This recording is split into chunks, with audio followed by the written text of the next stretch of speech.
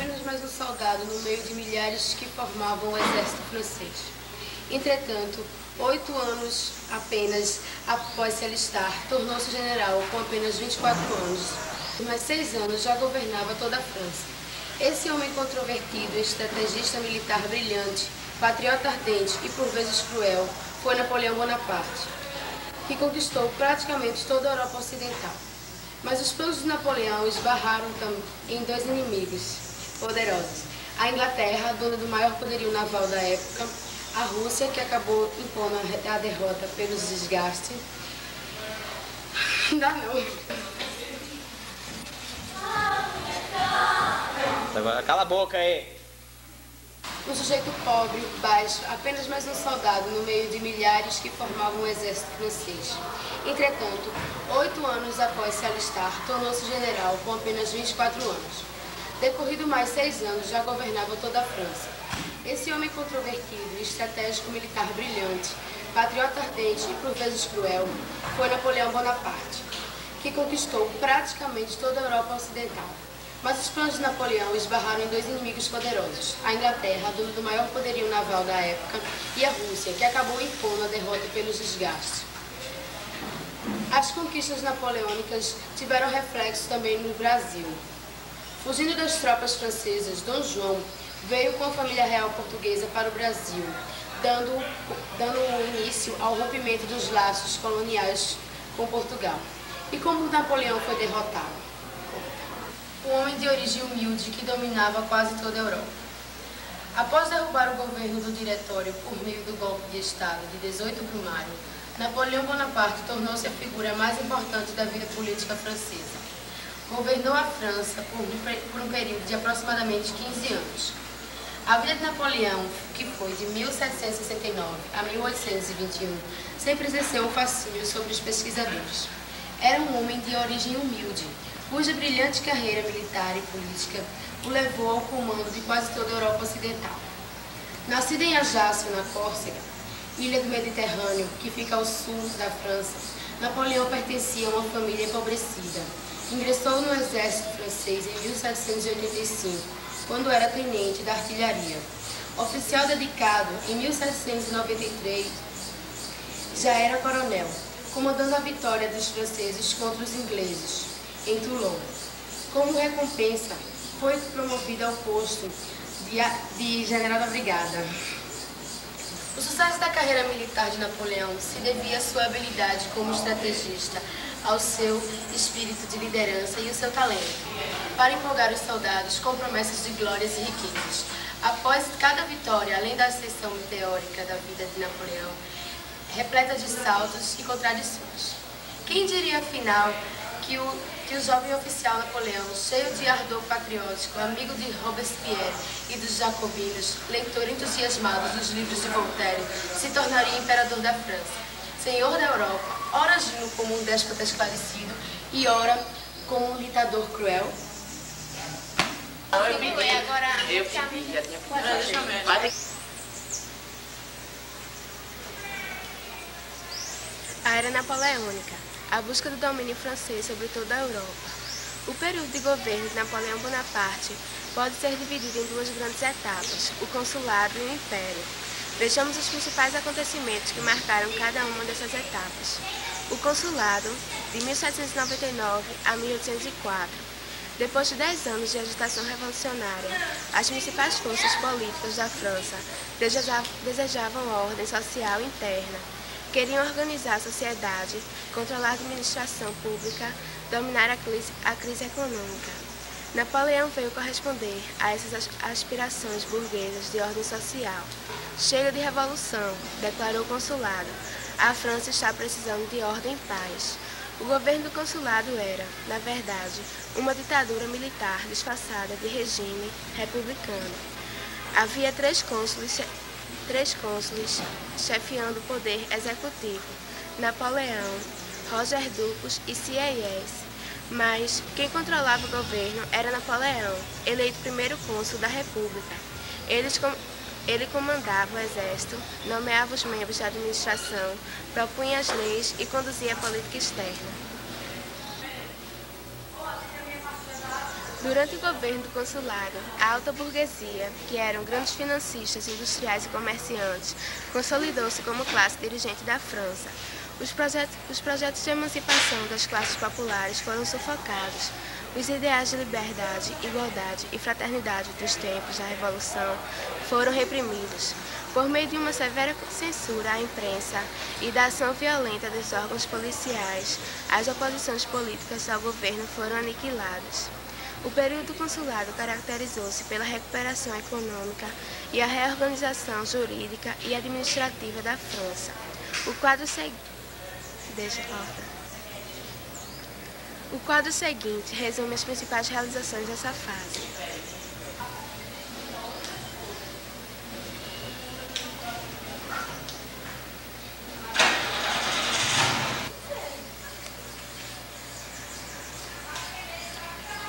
Os sucessos do governo de Napoleão entusiasmavam as classes dominantes francesas.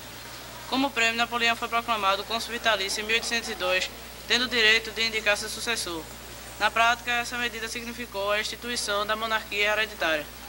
Ambicioso de poder, Napoleão mobilizou a opinião pública para a implantação definitiva do império.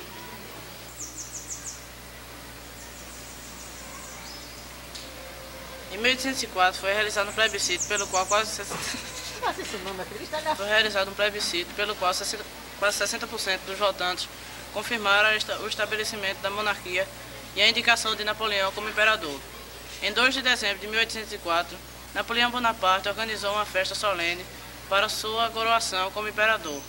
O Papa Pio VII viajou especialmente a Paris para coroar Napoleão I, na Catedral de Notre-Dame. No auge da cerimônia, Napoleão teve um gesto surpreendente, arrogante e indelicado. Retirou das mãos do Papa a coroa que seria levada à sua cabeça para ele próprio se coroar.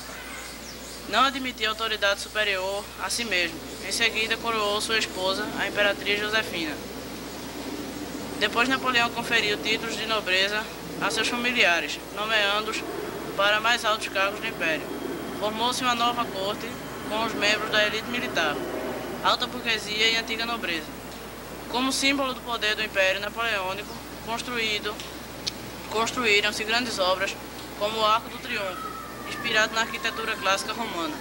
Como imperador e comandante supremo das Forças Armadas, Napoleão moveu uma série de guerras para expandir o domínio da França.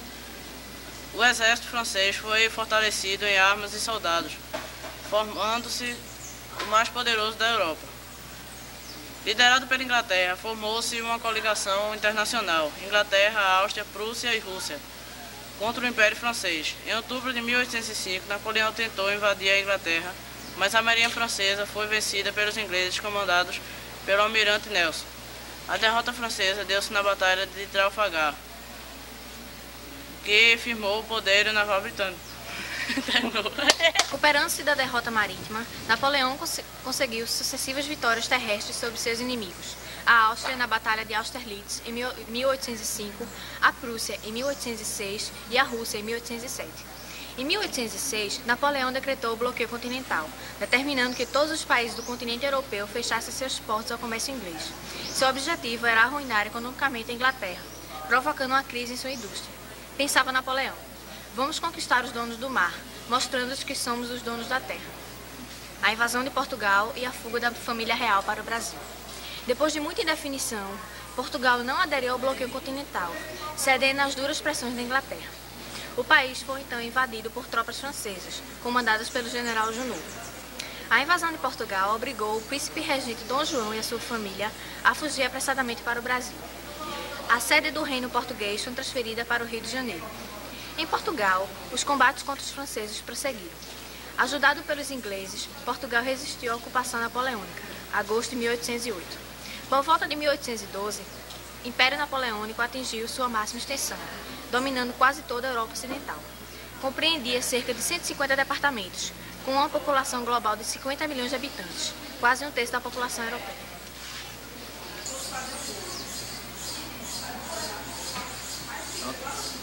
A queda do Império Napoleônico. A partir de 1810, a política militarista de Napoleão começou a ser duramente contestada. Dentro da França, milhares de famílias lamentavam a morte de seus membros, que tombaram como soldados nos campos de batalha. Fora da França, as invasões napoleônicas despertavam a reação nacionalista dos povos conquistados. No plano econômico, o bloqueio continental à Inglaterra não surtiu todos os efeitos desejados. A maior parte dos países sob a influência de Napoleão tinham uma economia agrícola e se interessava pelos produtos industrializados ingleses. A falta desses produtos estimulava o contrabando com a Inglaterra, e esse mercado negro influenciava o aumento dos preços. A Rússia, um país essencialmente agrícola, viu-se obrigada a abandonar o bloqueio continental desde dezembro de 1810. Os russos enfrentavam grave crise econômica. Com grandes estoques de cereais, eles queriam trocá-los por produtos industrializados ingleses, a fim de obrigar o czar Alexandre I a manter o bloqueio. Napoleão Bonaparte, decidido a invadir a Rússia em 1812, para isso preparou um exército composto de 600 mil homens e cerca de 180 mil cavalos.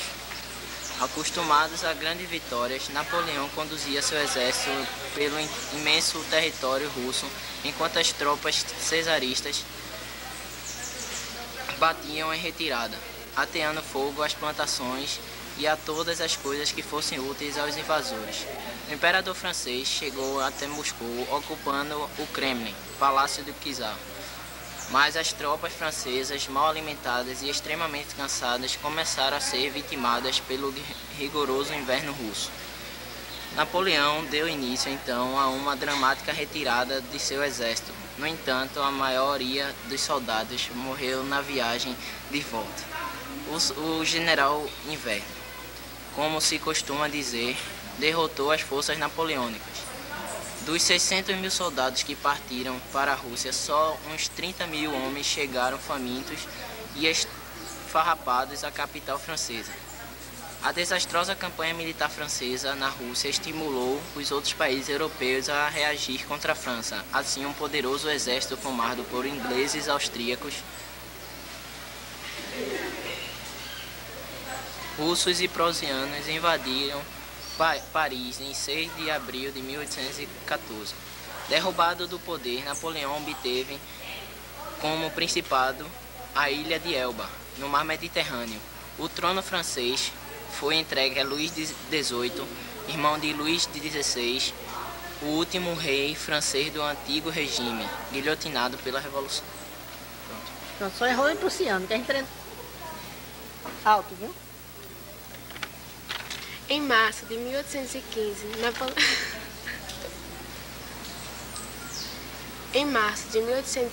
Napoleão Bonaparte decidiu regressar à França, prometendo reformas democráticas. O rei era impopular e as tropas enviadas para prender Napoleão acabaram unindo-se a ele aos gritos de "Viva o Imperador!". Chegando a Paris como herói, Napoleão instalou-se no poder, obrigando a fuga da família real. Sua permanência à frente do governo francês durou, entretanto, apenas 100 dias. A coligação militar internacional ainda existia. Ela rapidamente se reorganizou e marchou contra a França.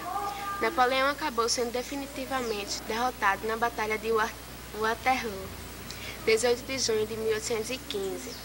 Preso pelos ingleses, foi exilado na ilha de Santa Helena, no Oceano Atlântico, onde permaneceu até a morte.